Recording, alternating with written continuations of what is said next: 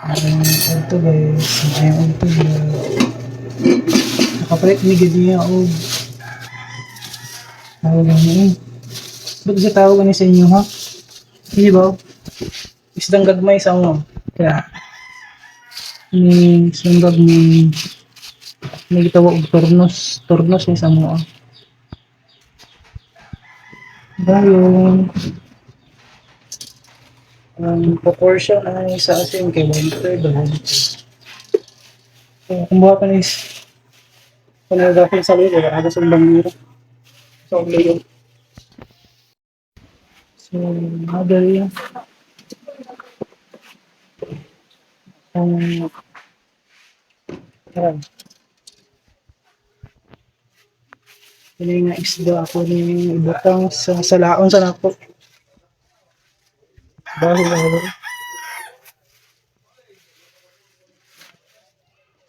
Oops. Siya nga sa laon. Natiwan lang ako. Oops, sorry. Okay.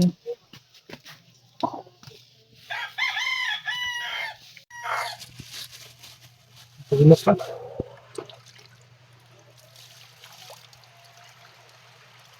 Anong nilimpihan? Kay Damson.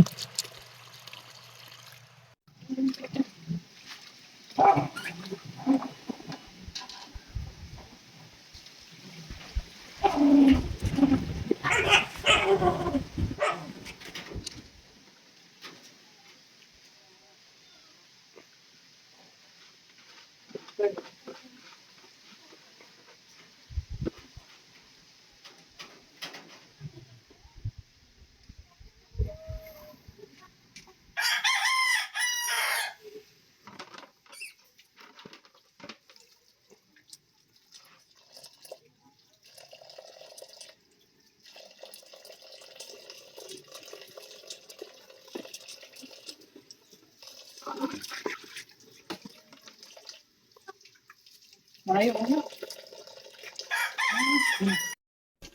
So, nagasan na ako og nagasan na ako so mayo ang ginamos sa gani. Bitaw kaniyo turnos nga isda jay ganung gamsunon bitaw. Na popular kayo gamsunon.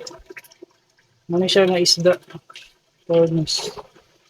Ngayon, ako na butangan og kay isa ka kilo man eh. 1/3 no? Kuan daw mga 1/3 nga sa kilo po siya so 1/3 kilo ka asin. Kasi na ikuan sa lain pero sinabutangan. So, baka lang ako na sa kuan. Kaya wala ko kapag asin. Dito sana ako sa ref siguro.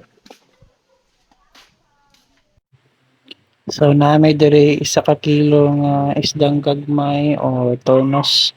Amo ning gihugasan og maayo og gipatulo og maayo ang tubig.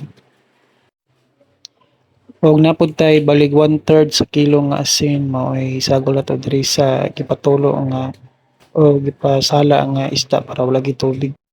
Ang proportion matud pa sa paggamos is 1:3. Kay kini isa ka kilo man ni atong isda so 1/3 sa kilong asin ra ang atong ibutang. Aton na ibutang diri sa planggana para i-mix ang isda ug ang asin. Sa ako nang gibutang diri ang asin sa isda nga 1 kilo. Iro to tugbo tanan kay natimbang naman ni nga 1/3. Then ato lang i-mix diri sa planggana. Siguro lang nato nga ma-mix og maayo ang isda ug ang asin. Kuratan akong tiyo nga nagtanaw sa asin nga pertindigana pero insakto ning siya nga proportion 1:3. Og karon ato nang sugdan ang pagmix aning turnos nga isda nga gagmay ug kining asin nga pertindigana. Tuning tarongon og mix nga malukop o ma-mix gyud og tarong adisar nato ikuan ibalin sa limpyo nga container. At pero ato sa ni siguro undahan nga ma-mix ni tanan. Mix lang ta daring dapita hantod nga mahurot gyud. Matod pa ni Insan Bombay. Mikos ta daring dapita. Una pinabilin asin ato gining tarongon og mix kining isda ug asin. Og tuara nagpadayon na ta og sagol aning isda ug asin para masiguro nga magsagol gid tanan adto nato ibalin sa container.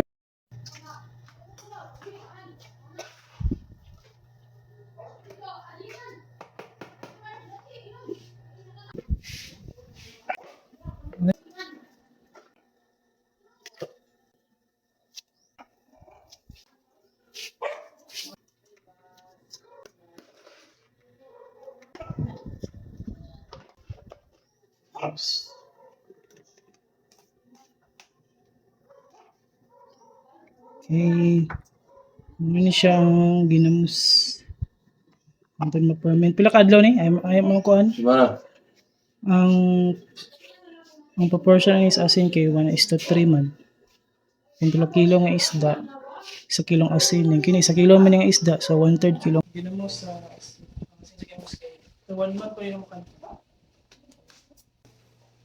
Eh, nabutang na namang tarong. Sa inla man nga container. So, wala ni siya tubig. Kining duga niya sa asin eh. After 1 month, pwede na ni siya. Kaya mas maayo nga kita mo yung mo sa atong ugalingan kay ma-sure juga pa nga hinlo pagkahimo. So, muna itong ginamaw sa 1 month pa ni.